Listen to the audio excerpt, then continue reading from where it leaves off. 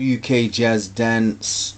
This is just my work that I'm working on at the moment as a dancer, and one of the images of a hip hop dancer. I've done hip hop, but I want to identify to you a big part of my work as my legacy is a lot of research I did.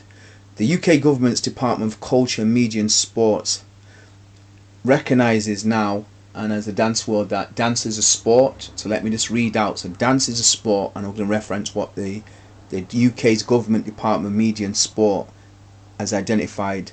Sports defines us as a nation. It teaches us about life. We learn self-discipline and teamwork from it. We learn how to win with grace, lose with dignity. It gets us fit.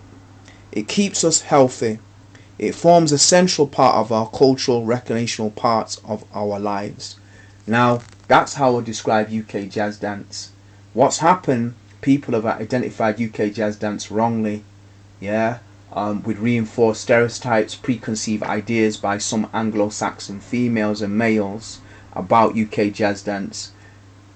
What's not identified is the evolution of this dance. When it was done in our adolescence. We were children growing up, and we developed to be some of the greatest leaders and managers within the creative culture industries. I forge opportunities for myself in the creative culture industries. Do you understand? Right? As a dancer, I'm the longest dancer in the history of Manchester ever, because I believed in it. I had parents that identified to me, what you're doing is important. What you're doing is influencing other people, because I was a dance coach and mentor within my home from a long time ago. When you're young and you show that you've worked hard and develop your talent, you be in sports, you pass it on. That's what happens. So that's what I did with dance, and then got into cultural groups, then travelled around the world, and people started to say, I respect what you're doing, keep it going. You have a talent there. Do you know what I'm saying?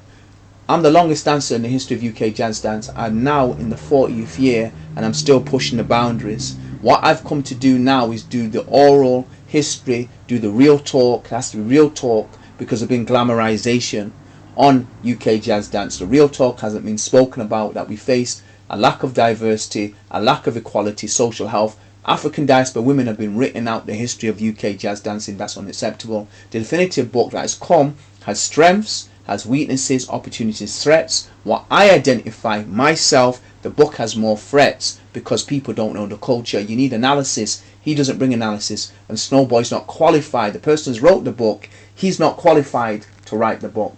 Do you know what I'm saying? That's right.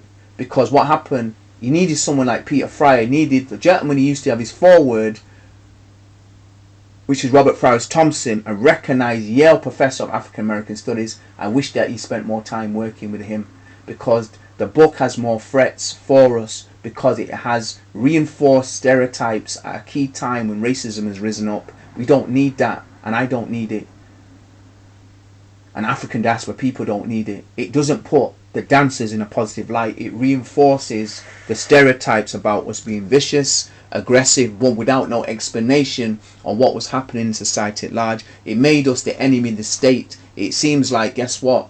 There's 99% black people in Britain, and they become the enemy of the state to Anglo-Saxons when they go clubs. That's what it's made out. And I say that straight up, and I'll say that to him straight up.